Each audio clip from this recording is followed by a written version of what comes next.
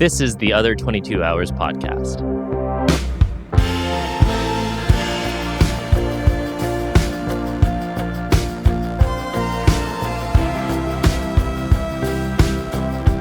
Hey, and welcome to this week's episode of the Other 22 Hours podcast. I'm your host, Aaron Shafer-Haiss. And I'm your other host, Michaela Anne, and we are on episode 103.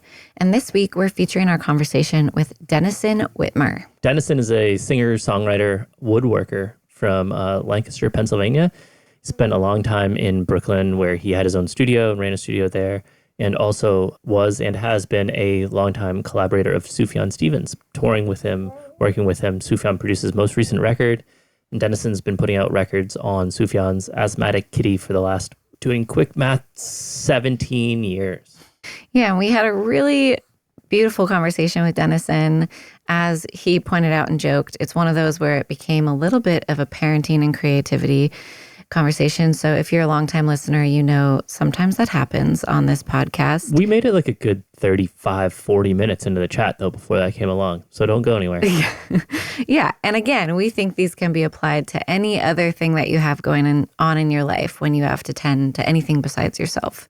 We talk a lot about having patience with yourself and your creativity, the seasons of your creativity, creating systems to make the space and time for the work, especially when you don't have the luxury of just writing all day, every day, and how the work feels valid as long as you feel that it is valid, regardless of any outside reception or validation. Yeah, it's a really grounding conversation on patience, on just living a creative life, I will say. But as always, there are parts of this conversation that come from suggestions and questions that were posed by subscribers to our Patreon. It's because they get advance notice of who our guests are going to be. They also get a bunch of other insider stuff that is ever evolving, ever changing, ever moving, as is all of our creative lives. So if that sounds intriguing to you, or if you just want to generally support the production of this show, there's a link to our Patreon below in the show notes. Yeah, we really appreciate that. And if you are a visual person, this and all of our past conversations are available on YouTube as well. So without further ado, here is our conversation with Denison Witmer. I'm Michaela, and this is Aaron, by the way. Nice to meet you both. Great to meet you too. Yeah, I feel like the music world is so small that I'm sure we have connections somehow. Yes. Yeah. How? I don't know exactly. Where are you based? We're in Nashville now. We've been here for about 10 and a half years, but we lived in Brooklyn previously. Okay. And we know you've done a lot of work with Sufjan and been in his orbit for a while. Though we don't know him personally, we used to live in the same neighborhood. So he was... In Ditmas Park. We lived in Ditmas Park great. in Brooklyn, so we'd see him at the coffee shop. So were you ever floating around like the Saltlands world, like in Dumbo, when everybody had studios at 68 J Street? Yes. Okay. She recorded her first record. It was Atlantic Sound. With was there. Dico Shaturma. Yeah, it was on the fifth floor there or something like that. Okay. I was at Saltlands for a session Dawn. one time. Dawn Landis is a Oh, friend. I know Dawn. Sure. Yeah. She sings on one of my records. Okay. Yeah. Did you know Felix McTeague? Peripherally. Not Okay. well, but yeah, peripherally. Okay. Yeah. You were saying that you and your wife both worked for yourselves. Yeah. Did we read correctly? You are a woodworker as well as being a... I have a carpentry business that I started about, I'm really bad with time, but I think it's somewhere around the 8-year mark now. Started doing carpentry full time. Before that, I was touring and I had a recording studio actually in Dumbo with a friend of mine. But then when my family relocated to Lancaster 10 years ago, I did music for the first couple of years, but then I needed to pivot into something else just because I wasn't touring as much. And I also just needed a little break from touring. I needed something else to do. I can work with my hands. It's a fun way to be creative without a lot of emotional lift, So it's like, I'm one of those weird people that like really enjoys doing the dishes or just like doing things around the house where it's like a sense of accomplishment. Like, oh, I've just moved this thing from point A to point B and I've changed it in some way. And carpentry is this great way of, it's problem solving, It's like take a stack of wood and turn it into something that a designer wanted to be made, and it's a nice sense of accomplishment. Absolutely. Yeah, my dad is a carpenter and woodworker, and, he's retired in that about 2 years before he retired, closed his business, all of that. He bought a lathe, and so now Anything wow. that can be circular and made out of wood is Hundreds of bowls. hundreds of bowls. And my dad and I actually built a studio together. That's great. Yeah. Yeah, that's a good feeling, building your own space. Like you're intimately attached to it. You know, you kind of know how everything functions. And so you can fix it if it goes wrong or any of that kind of, I love that. So, Yeah. And what you were saying about like the tangible transformation. Sure, you can like see that and feel that when you're building a song, when you're writing a song. But when you're talking about something like carpentry or woodworking, like you see it. I had my pile of mahogany here, and now I have this chest over here. yeah. It is very fulfilling. It is for sure. I mean, where those two paths kind of diverge for me, though, is that with carpentry, like I obviously have an aesthetic. I have a furniture aesthetic. I have a life aesthetic that I gravitate toward. And so if I need to design things for myself, which I do, that's not super complicated. I kind of have something in mind that I'm making and I can make it. I don't often design the things that I build. I actually enjoy having other people design for me, and I just like the problem solving of figuring out how to build it. So there's already a destination in mind. It's like, this is the piece of furniture, this is how it has to appear, this is the wood species, this is the finish, you know, like everything is predetermined. And so you're starting with a final product that's either like a rendering or 2D drawing or something, and then you're making that thing. And music is not like that for me at all. You know, music is very ethereal, and I've made enough records now that I've done it so many different ways where I have had that idea in mind, like what I'm making.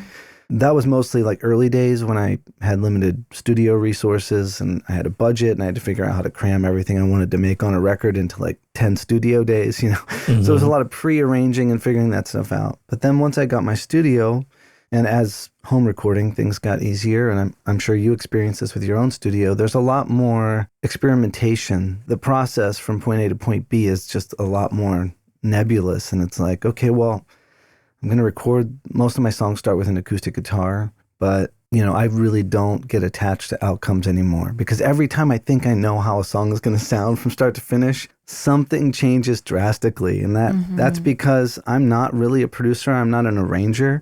I definitely have ideas in my mind of like counter melodies, things that I want to be in my songs, but I really rely on other musicians to kind of help my records come to life. And you know how it is, like people have good days, people have bad days, people have great ideas, people have ideas that are actually great but don't work in the song. And it's like, so you're just constantly adding and subtracting until you get to that final thing where you're like, this is as done as it's going to get at this time. And I need to just say, okay, this is the song, this is the record, I got to put it out now, move on to something else. Yeah. What have you found to be your marker or your sign that the recording is done? Oh, that's also a bit of a moving target too. I mean, sometimes it just feels right and you know it, you know, you're just like, this doesn't need anything else. It's finished. Yeah, other times, you know, there'll be like a little thing that just bothers me about it and I have to go back and fix it, you know, if I'm being really, really picky. But yeah, the marker that it's finished, that's hard. I've also been in the situation where you just get diminishing returns, you know, you think you can do something better. And I've found that time is maybe the best helper, a studio aid. I often like want to rush to push things out because I'm just like, I'm done. It sounds great. I'm so excited. I'm in that creative mindset. And I have this song that's finished and I'm like, we should just get it out, you know, just finish it up and get it out.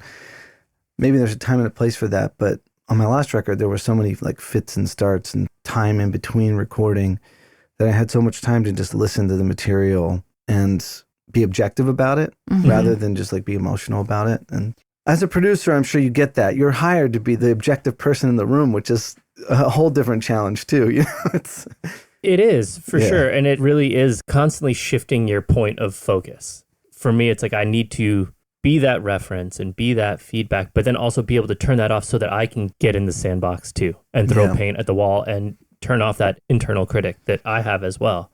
And I love asking that question of like, when do you know when it's done? Because to me, like time, for sure. I love to bake in time when I'm working on, whether it's a song or a record or somebody to just put it down. Take your hands off the brushes and the canvas for a minute and step away and then come back. But the thing that I try to remember is that like you said, creating art, creating music is such a nebulous, there are so many, arguably infinite end points, really. And so when you get to a point, it's like, yes, this is done. We can change all of these things. It might not necessarily be better, but it will definitely be different. Right. And you can chase that for literally decades if you want. Sure. My voice sounds a little different on every day. And, my guitar playing ability relies on whether or not I've had too much caffeine or not. Like, there's so many little things that are factors that when you're recording, it just feels different every day, So, yeah. I'm really curious about our relationship to our work and time. Like you mentioned, the feeling of you make it and you want to get it out there right away. That always comes up for artists of finishing a record, and then especially when the business comes into play of waiting to release it. And it feels so frustrating to make a record and sit on it for a year or 2 years. But you always hear these stories of people who waited 5 years, or like Lucinda Williams waited so long to finally finish and put out Car Wheels on a Gravel Road, and then look what happened.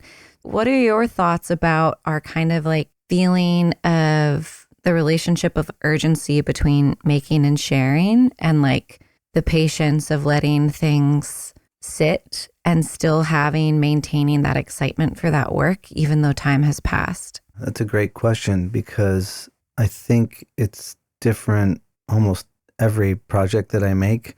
I found that in a lot of ways, the project always has its kind of own timeline. And anytime I think that I'm setting out to do something on a schedule, it never really goes that way. Sometimes it goes a lot faster, sometimes it doesn't. With this album in particular, when I turned it into the record label, they came back to me and they said, yeah, we can release this in 13 months. And I was like, oh man, what? That is just so brutal. I actually said that to them. I had a moment where I was like, maybe I just need to self-release this just to get this off my chest. But I had a few conversations with some other friends of mine. One of them, my friend Lisa, who manages Sufjan, I called her and I was like, the timeline's really long on this. And she's like, you just have to remember that it's only because they want to do a good job. They want as many people as possible to hear this record. And, there's going to be a lot of deadlines between now and then that you actually have to hit as well.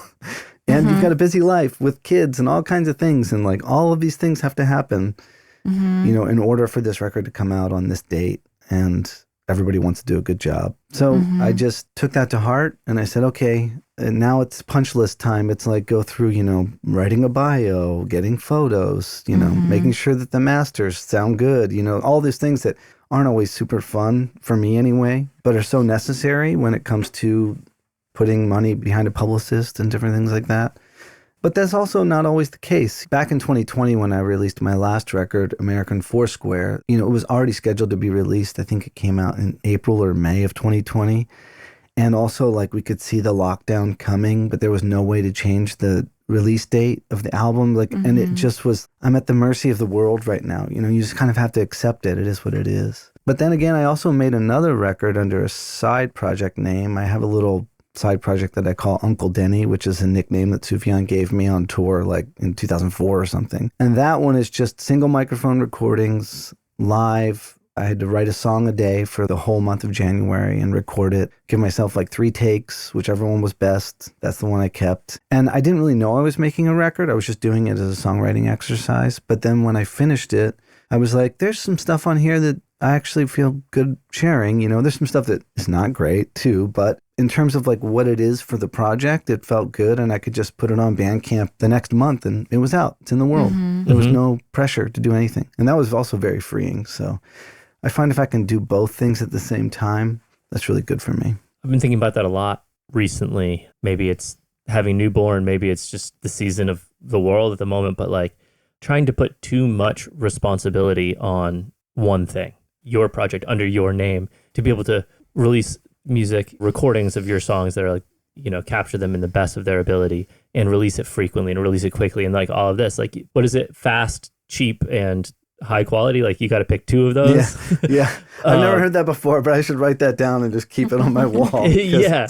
You can pick 2 of them, Right. And so in having multiple projects or multiple outlets, you have more of an opportunity to meet these needs or scratch these itches or these desires that make up this very delicious pie as a whole, rather than trying to milk everything out of this one thing and have all these requirements and responsibilities that maybe just can't be met by that outlet. That definitely resonates with me. I feel that. The one thing I always try to remind myself too is that music is brand new to anyone the first time that they hear it. It's still new. So even though like it's played out to me and like I've heard these songs a million times and I've worked them, over and over and over, if it sits for another 10 months before anybody hears it, it's still going to be new to those people. And so you just hope that it's timeless enough that it can last until release date. Yeah. Which sometimes it does, sometimes it doesn't. And that's okay. I've made enough records now that I understand the process enough to be able to let go of it.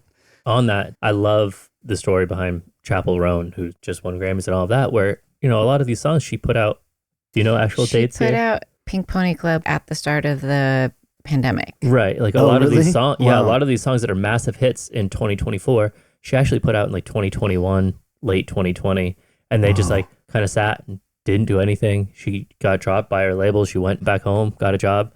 Now she is winning Grammy Awards for Best New Artist with the same songs. Exactly. So, Exactly. Yeah. And isn't that so cool too, that songs can kind of exist in different forms too? Like I love that. That's one of the things I was highly aware of when I was going into the studio with Sufjan, was that he makes multiple versions of a lot of his songs. And so anything is kind of a possibility just because he's very musically fluent and like he's got a lot of ideas.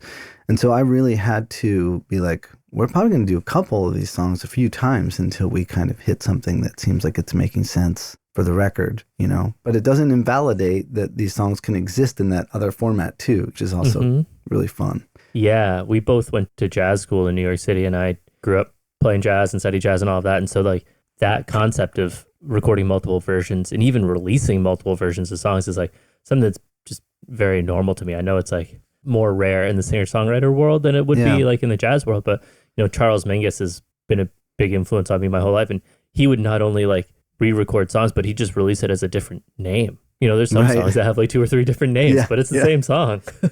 That's great. I'm into that. I love that. I think it's great. And also with digital distribution now, you can definitely get away with that. You can leak things out in different formats. Well, it's interesting because there's different trends, because even like in the Nashville songwriter world of like co-writing with other singer-songwriters and conversations of, can we each put out our own version of the song that we wrote together? And I'm always like, it's so funny that now it feels like if there's versions of it out there, we shouldn't do our own, when, again, thinking of like the jazz standards day, every single singer had a version of the same Cole Porter song, or every single singer did the Gershwin repertoire and had recordings. You said, being at the mercy of the world, like we're all creating and sharing within the context of what's happening around us. Like no matter how conscious of it we think we are, it does inform how we share, what we share, all of that stuff. Absolutely. Yeah, it really does. I'm curious if you saw your songwriting and your recording, your relationship to it change when you took a step back from touring and started filling your days with full-time woodworking. Did that change how you wrote, how you felt about music, for better, for worse? Yeah, it definitely changed. Well, there were a couple factors involved in that. And one of them was that moving from a city where I had a lot of external stimulation, which informed my creativity a lot more than I realized. And then moving back home to Lancaster, Pennsylvania, which is like an hour and a half west of Philly, smaller town. What happened was, when we had our second child, we weren't sleeping a lot. There was a lot of other factors happening in our lives where it was just like, okay, I can't just go on tour for like 6 weeks and, leave my wife in this position, So I started dividing my time, which was and is sometimes very difficult for me, but I'm finding a balance now better than I had for a while. But what happened was that I had to go inward for my inspiration rather than outward. In the city, I would just be like part of a group of friends and hearing what other friends were writing, traveling all the time, getting all this external stimulation. And then when all that bottomed out, it was like, what inspires me? Because it's going to be books and albums, and it's going to be somewhat of like a self-led journey inward in a lot of ways. And so I think I just started writing from a very different place because it had to come from me, deeper within me, rather than that external inspiration. And it also just had to happen at a different pace, whereas I used to be writing all the time. I would go for a few months without touching a guitar. Mm-hmm. And now I'm back to, I have a guitar kind of hanging in every room. And so if I have an idea, I pick it up and I play something. And I want to mirror that for my children. I want them to have music happening around them all the time. So, I ended up like rebuying a bunch of instruments, that I didn't even have before, just because I thought, well, if I put a drum kit there, maybe one of them will start playing it. Or like, if I put a piano in that room, like somebody's going to tinker on that piano at some point. And so I kind of found my way back into that by just surrounding myself with instruments and just trying to play them alongside of my life. I love that, especially like the patience in a way of being able to have a period where you're not touching an instrument for a few months, and not, the image that comes to mind is like drowning in that, just being like, well, that's done, and then coming back to a spot where it is like, oh, these things can coexist. This is all part of the same stew. I had to learn that the hard way. I had to face my own impatience a lot. Just to be like, if I could only get time to work on music, if I could only carve this time, that was really a struggle for me. In some ways, it kind of mirrors the way I feel about moving back home too. Like I see all these parallels now, that I have a little bit of time and perspective between then and now, which is that when I moved back home, I didn't want to. I loved my life in the city. That was fine by me. But also, my wife's experience was different than mine. She's a little bit more introverted. She felt bottled up in this like smaller apartment.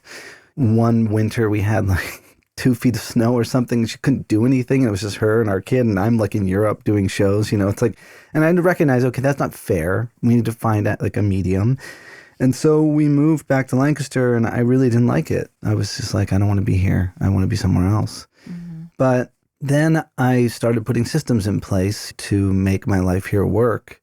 And then doing that, I realized I love it. And I'm like so thankful that I'm here. And I'm really happy that I'm not in the city anymore. And for this phase of my life, I can't think of a better spot to be in terms of like geographically on the East Coast, like space, all these different things that now are actually making it easier for me to do music again, and I didn't realize that it was like so much of a struggle before. You know how it is. Like you lived in New York, you leave the house and like you're already in decision fatigue. The second you swing the door open, you're like, how many decisions do I have to make before I even get to the subway? Like there's just so much going on, right? And now I don't have that. I can be a lot more, I don't want to say regimented because I'm not a super regimented person, but I can be a little bit more picky about my schedule and my routine.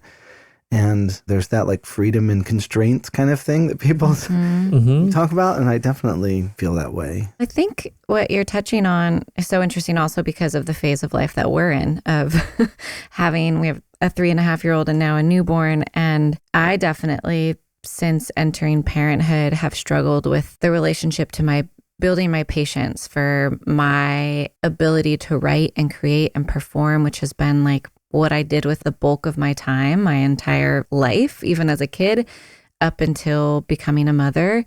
Honoring that and being patient with it and knowing that it doesn't mean I've completely lost who I am. But I think what I try to remember about it, and listening to you talk really brought that up, was that, we could choose to not grow in life.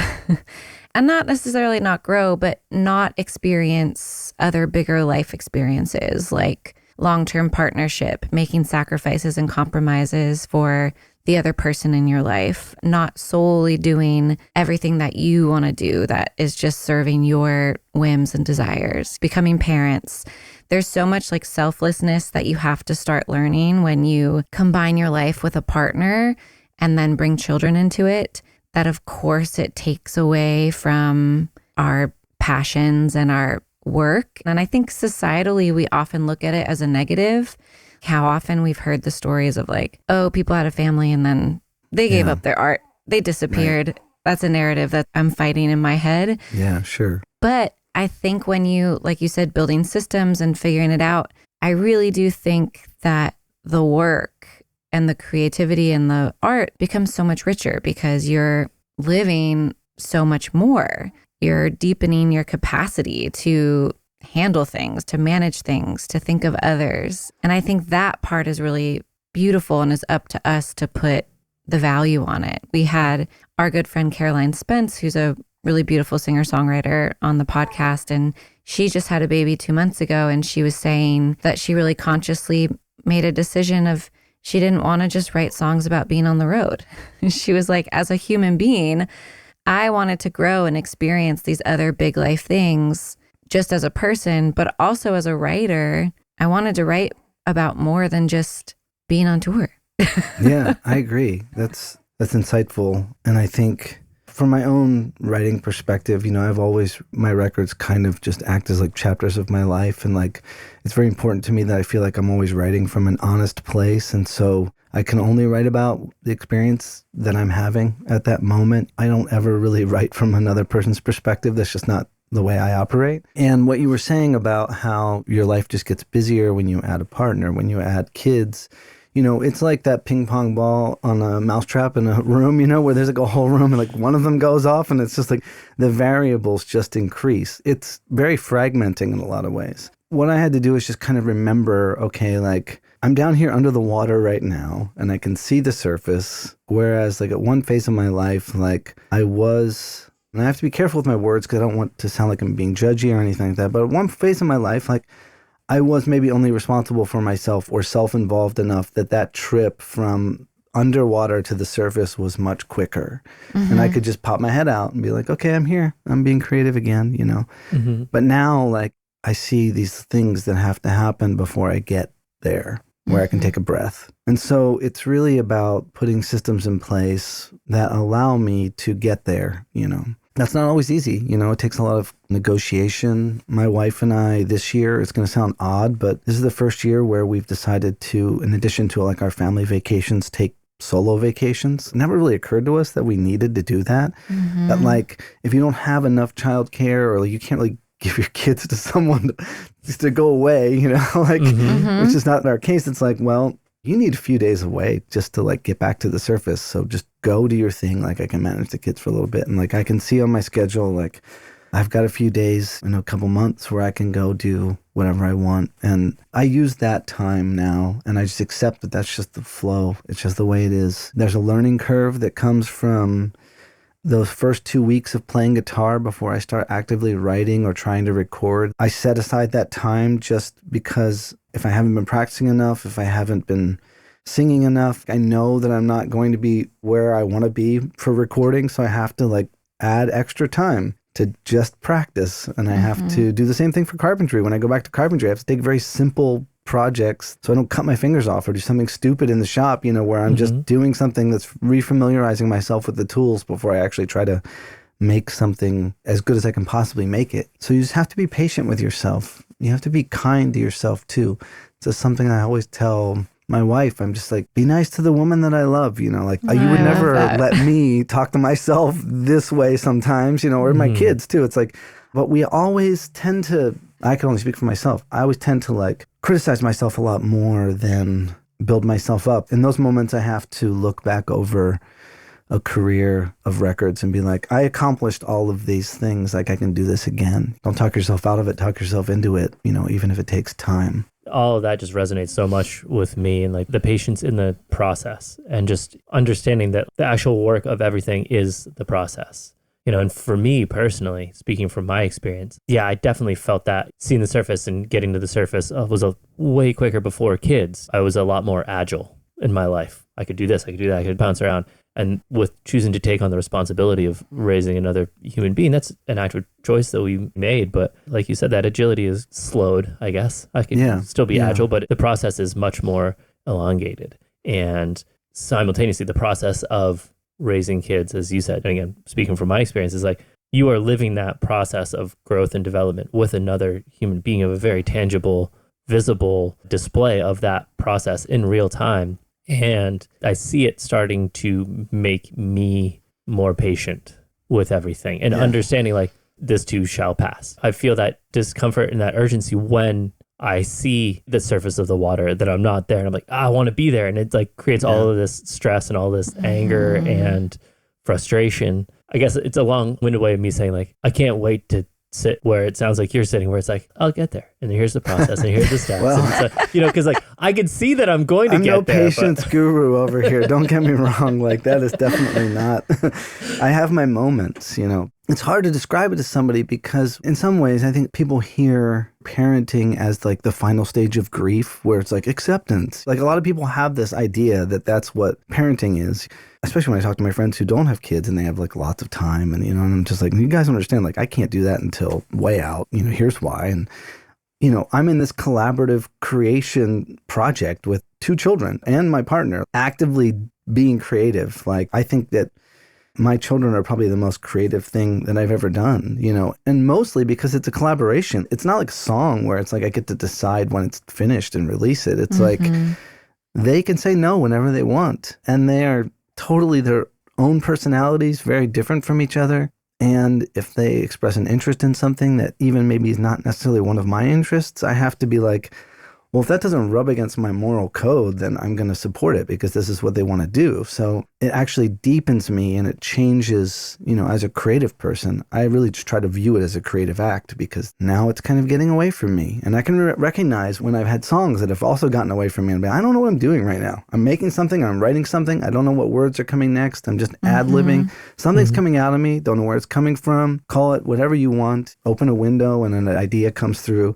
That's really what parenting feels like a lot of the time. You're just like, I never expected this to be where I would be, but here I am. You have to center yourself and you have to be as present as possible while remaining like nimble, while remaining like open to the possibility that it can just change at any time.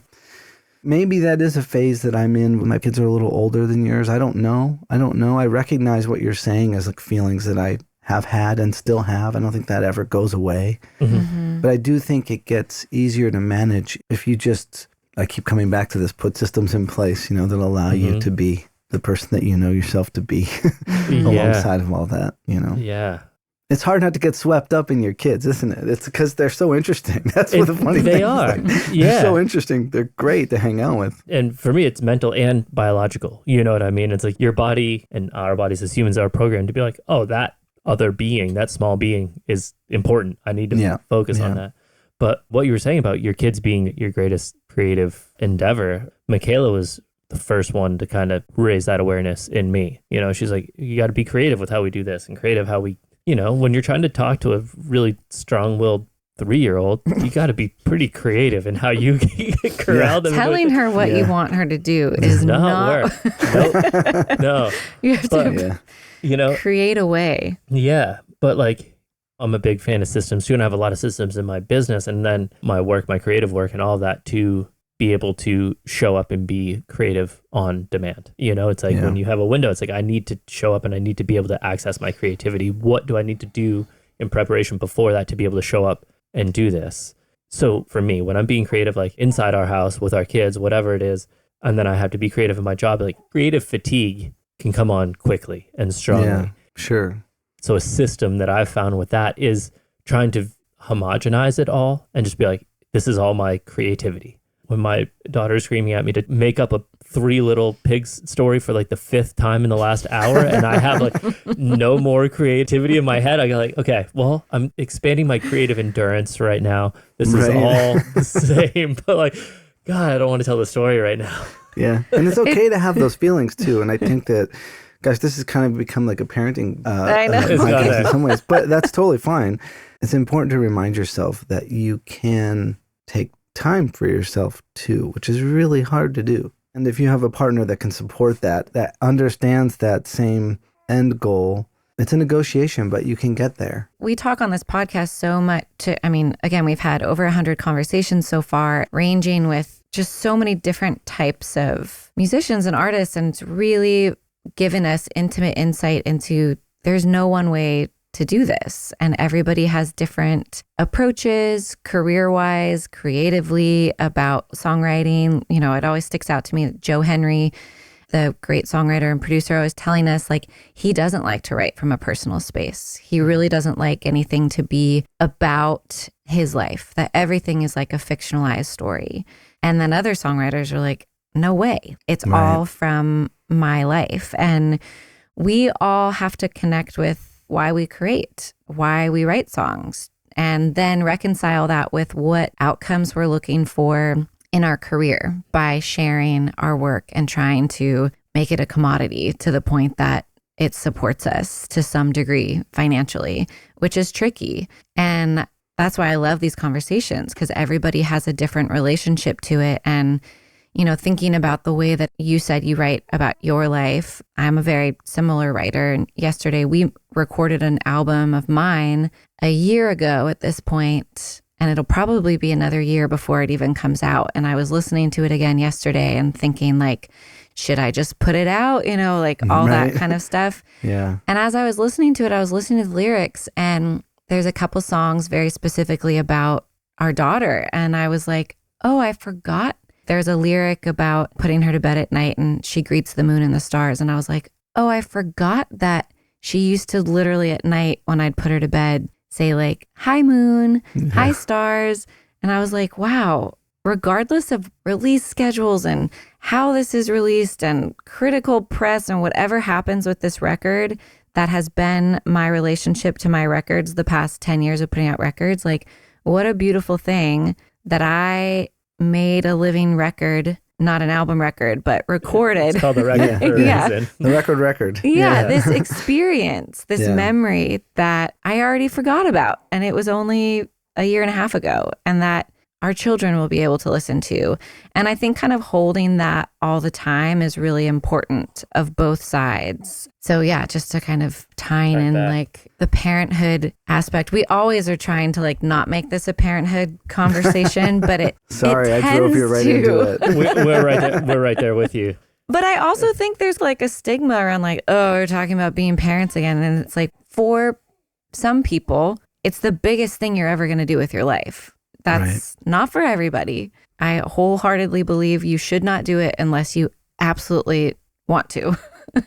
But yeah, so for those of us who want to or able to, all that stuff, it's a really significant life experience that it's like, of course, we're going to have hours of conversations about it. Yeah, for sure. Especially as creatives, because it changes everything. Yeah, it really does.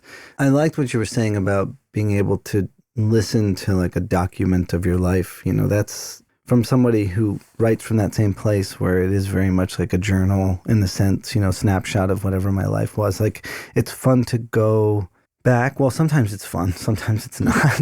but sometimes it's nice to go back and be like, oh, I have this documentation of this. Like, I'm almost writing my autobiography in real time. It's just to music, you know. And with every record, there's another little chapter. And I think it's cool. I wanted to say that in such a better way, but I'm just going to go with I think it's cool. Yeah. I think it's cool that some songs can change with you as well. Like, sometimes someone will request a song of mine when I play, and I try to honor that as much as I can. And sometimes it's something I haven't touched for a long time, and I'll go back and I'll be playing it and I'm thinking, wow, this song like means something totally different to me in my mid-40s than it did when I was like 27 and I wrote this. Yeah. And sometimes it means nothing. Don't get me wrong. Sometimes it's just like I'm over that feeling, like it doesn't really connect. But other times it does. And then almost it's like in real time I'm hearing it as a person in a different phase of life, and the meaning of the lyrics change and become something else entirely. And then you realize, oh, so when I was in my mid-20s and somebody who was like 55 or something comes up to me and says, this song really hits me in my phase of life right now, you know, what I'm thinking they mean and what they're actually meaning is two different things. And that's great. That's incredible when songs can mean different things to different people. I love that. One of the songs was about my grandmother, and I wanted to honor her and like just have an excuse to interview her and talk to her about music and things like that. And another one was like a Nick Drake cover or something. I don't remember. And I'm like you, where I kind of go on both sides of it, where I'm like, I don't really want to say too much because I would never want to rob someone of the meaning of a song, what it means to them. However, I also know that if that's the way I operate, there are plenty of people who want to know. Oftentimes when you're doing interviews, which you know because you're a musician, you've done a lot of interviews, people ask you those questions, you know, so they want to know. And I have no troubles telling them as well, because if somebody doesn't want to know, they can turn it off or look away, you know, and if somebody really wants to know, they can listen. Yeah, some people, and I also feel this way, feel more deeply connected to a song when they get to hear even further what the intended meaning or the backstory was, hear the elaborate backstory. So it's, again, there's not any one way to do this. Some people will be like, no, I don't want to hear that. So you just have to constantly be like, well, what feels good to me? Do I like sharing this stuff? Then I'm going to do it. Yeah. That's great. Which is one of the things we love about this podcast that we have, and having guests like you is coming on, and we're essentially talking about what's behind the songs, but like what's behind all of the songs and how you got here. And it resonates with some people and it doesn't with others. And what's the life like? Yeah. And so, yeah, for sure. Well, what did we cover? Be easy on yourself. Be patient. Be empathetic. That's the other thing that like parenting has really given me, is like a wider empathy. You know, it's like kind of taken the guardrails and it's gone like way, way, way wider. The road got wider. Yeah. You know, which has made me more patient with my friends. It's made me more patient with my siblings, everybody in my life. I'm just like, okay, I can handle that. I'm just wider. And that's not like a braggadocio type of thing. It's just by necessity, I've become wider, and I'm actually very thankful for it. You know, I have a lot more tolerance for all kinds of things and a lot more joy. I feel a lot more, like I cry at movies now, like all the time. Like, and I was never like a crier at movies, but like now I'm just like, you know, waterworks, like stuff moves me in a lot different way. Me too. I grew up playing soccer. I played soccer all through my childhood until I realized that I really didn't like to run and I wanted to spend all my time playing music. But there's this documentary, I guess it is, on Apple TV about Major League Soccer, and they follow all the things around. And he actually plays for the Philadelphia Union. There's this kid named, I'm not going to say his name right, but Kevin Sullivan, who made his debut in the end of 2023 as the youngest person in any professional league in North America. I actually caught that game randomly on TV. Cool. Yeah. So this episode was following him, and it was his lead up, and his brother's on the team, and like all of this. And they put him in the game with 5 minutes left. They were winning, but they gave him his chance. Like, I just full on cried. This was 2:30 in the morning, just been on baby duty. I'm in what will be our son's room because he's sleeping in bed now because there's no room for me in bed. I'm sitting there like under the covers on my phone, like watching. It's just like crying to myself at 2:30 in the morning. I'm like, cool, I got to go to sleep. This is it. But yeah, that was never me before. But here I am, you know? Yeah. I love that. With that, we like to do one thing as we're wrapping up these talks, and that's to ask if you would have told your younger self one thing as you were getting into this business, what that would be, or something that somebody's told you that's really resonated with you. Could be either of those. It's hard because I feel like I've come full circle in a lot of ways, even in just the way that allow myself to be creative. I do think that people are like trees in a way where we kind of grow out in circles. Like this, maybe we're more like a spiral. It's a concentric thing, and we circle back over our own problems, and we circle back over the things that are great, you know, and we keep making the same mistakes and we keep excelling in the same way. And it's like you just incrementally go out. And I can only speak about like the creative standpoint, because professionally, I think it's such a toss up, you know, like even my friends who are very, very successful in the music business keep coming back to me at times and being like, well, I just feel really lucky. Like it was a timing thing. Something happened with this song where it hit at the right time. And then all of a sudden people started talking and it blew up. And it's like, in a lot of ways, they almost don't believe their own fortune, you know? And I know a lot of really talented musicians who have not been successful commercially. And it's not because of anything of their own doing. It's just there was not other systems in place to like help them. So I can't really speak from a professional standpoint, but from a creative standpoint, I think the thing to remember is that any type of creativity that you're doing is valid if it's valid to you. And whether or not you decide to share it with anybody, that's fine. You know, you don't have to share it for it to be valid. It is about the experience of being creative. That is the important thing. Some of us decide at the end of writing a song to make it public, and some of us don't. But I think both of those things are valid. You don't know how your songs are going to be received. People gravitate toward the songs that are never the ones that I think are going to be the ones they gravitate to. I mean, I know what my favorite songs are on my record. I can tell you right now that one of them is probably the least played song on the record, but it still doesn't change the way I feel about that song. And so it's no less valid just because it doesn't have the same number of streams or something like that. Like it's just, you just have to do what's important to you. And if it's important to you to be part of the conversation and to share that with people, then do it, you know. But understand that reception is just a very nebulous thing. You can never know how something's going to be received. The same way that you can't get attached to outcomes, you know. Yeah. And find your own voice. Accept that you are a unique person. I feel like I sound a little bit like Mr. Rogers right now, but like, we're right here with you. Okay. Yeah. But you are a unique person, and you're going to say something in your own way. And there might even be phases in your life where you are mimicking the other things around you. Like, I think that until you find your voice, that happens for sure. I know I was guilty of it early in my career. At the same time, I think maybe when I first started making records, I didn't have any perspective for somebody else or influence as much. And then, I went through a phase where I kind of felt really influenced by other musicians. And then I phased back out of that. And I was like, oh no, this is me. And this is the way I make songs and make records. So be yourself. Just be yourself. Yeah. That's what I say too. I was raised on the band and the Talking Heads. And, if I look back, it's like all these artists that resonate with me are so unique. They're all artists that you can tell it's them within a few seconds. And that's the longevity. That's what lasts. That's what resonates. Absolutely. There is one thing that I come back to. When Sufjan and I made this record together, we set a couple ground rules for making the record in our time together. And I'll just tell you what they were, because I think they apply to this conversation. One of them was that don't get attached to outcomes. That was like the number one rule. You can't get attached to outcomes.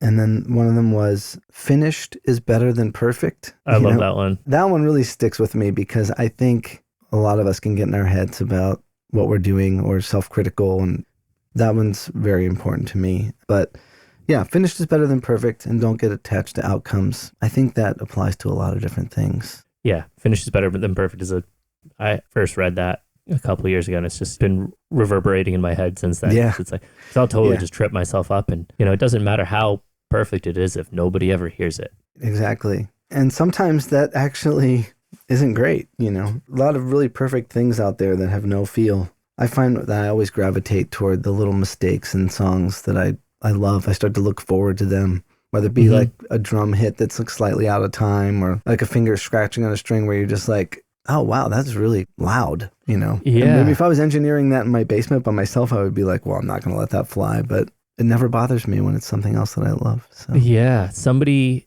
earlier last year pointed out to me that in Let It Be, Paul McCartney just plays an awful chord.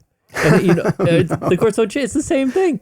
Right. And he's sitting there and it's right before a chorus and it is all wrong. I mean, my jazz head is like, well, it's actually, this is sharp 11, blah, blah, blah. But it is very glaringly wrong. And I've heard that song 1,000 times and never noticed it. And now every time I'm like, there it is. There it is. And it still feels great. Exactly. Despite that, it's still absolutely iconic. So yeah, I love that. Yeah. Well, Denison, thank you so much for taking time to sit down with us this morning and have this conversation. And yeah, thanks for having me on. I appreciate it. Yeah. It's really nice to meet both of you. Thank you so much. Thank you to all of you who subscribe to our Patreon or on Spotify, Apple Podcasts, YouTube, or wherever you get our show. If you haven't subscribed yet, take a second to do that right now, and we'll see you back here next week.